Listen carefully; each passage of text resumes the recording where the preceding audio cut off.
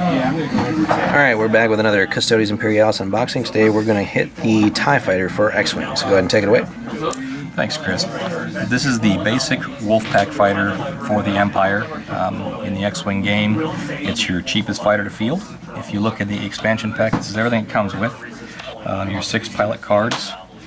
1 pilot skill is your basic pilot card, 12 points. So in a 100-point game, you can field 8 of these guys. You have a few points left over for possible modification from the Wave 2 stuff, which we hit on a little bit with the Slave 1 unboxing if you had watched that, or the Millennium Falcon unboxing. Bang for your buck wise, many people have not really complained, but voiced concern.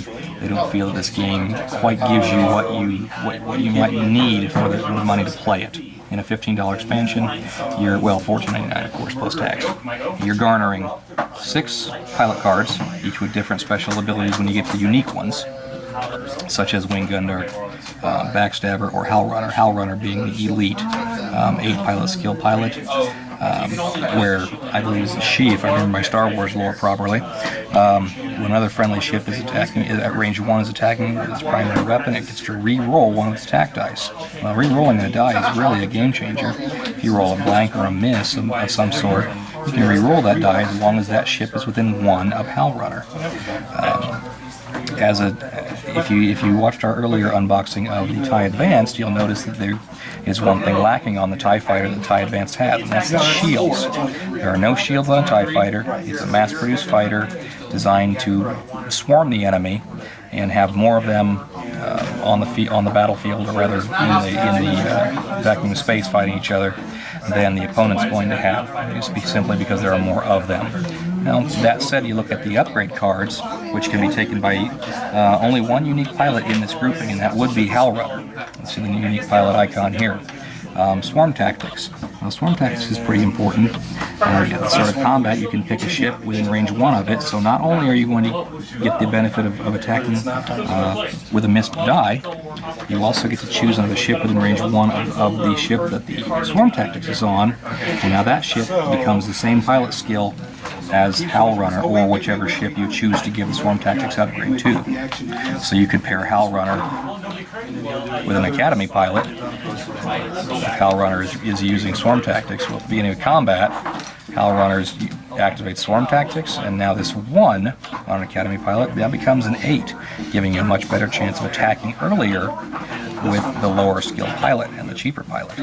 So it gives the Imperials kind of an edge in attacks. Now granted, the TIE Fighter is not nearly as powerful as the X-Wing, or especially the Fire Sprayer Millennium Falcon, or YT-1300 rather, as it throws 2 attack dice, although they are quite nimble, with 3 defense dice in all of its incarnations, and the 3 hull is right on par with all of the other TIE Fighters to this point. No shields. As I said before, it's a mass-produced fighter designed simply to try to overwhelm the enemy, more numbers than they have. Look at the things the ship can do. It can focus, to try and turn your focus icons that you've rolled either into hits or evades. You can do a barrel roll, which is unique to pretty much the Empire at this point, unless the Rebellion can upgrade their ship to do it. And evade, which is an auto miss. Currently, most of the Empire ships are the only ones that can take evade. And that's a very, well, when you have no shields, it's very important to do that. The other upgrade you see in this particular package is Determination. If you manage to take a critical hit, which is going to happen sooner than later because there are no shields to suck them up, they go against the hull, and if you're dealt a pilot trait on the critical hit card, it doesn't even happen.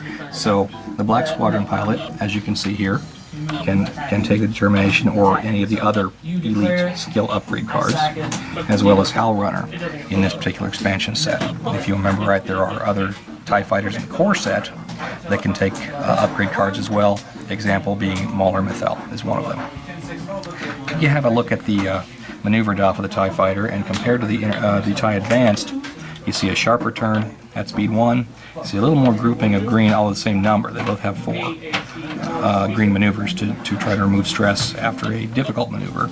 And speaking of difficult maneuvers, the 180-degree turn, or Koyagran turn, some people just shorten it to K-turn, can be done at speed 3 or speed 4 in the TIE Fighter, making it a pretty versatile fighter.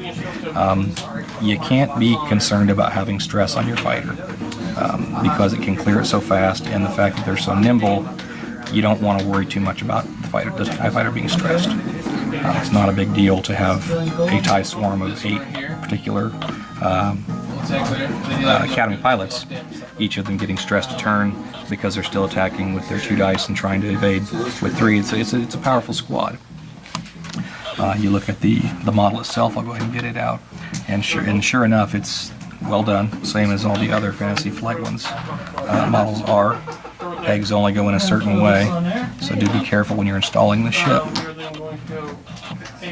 Put them on the post, like so.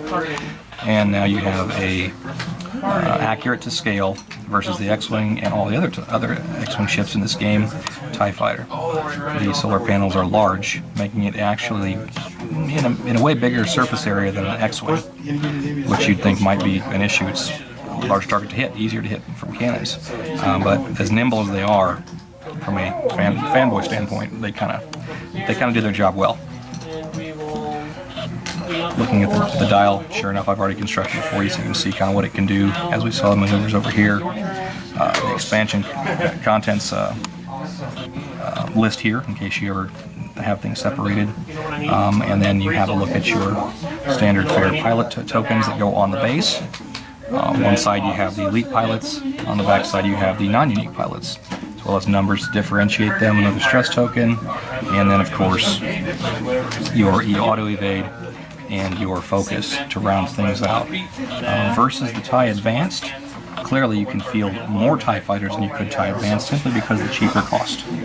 As for a durability standpoint, you have to roll really well to keep the TIE fighters on the table as they are unshielded. A critical hit at the beginning of the game can do very serious things to a TIE fighter and make it to where it kind of didn't even do its job in the fight if you're not careful.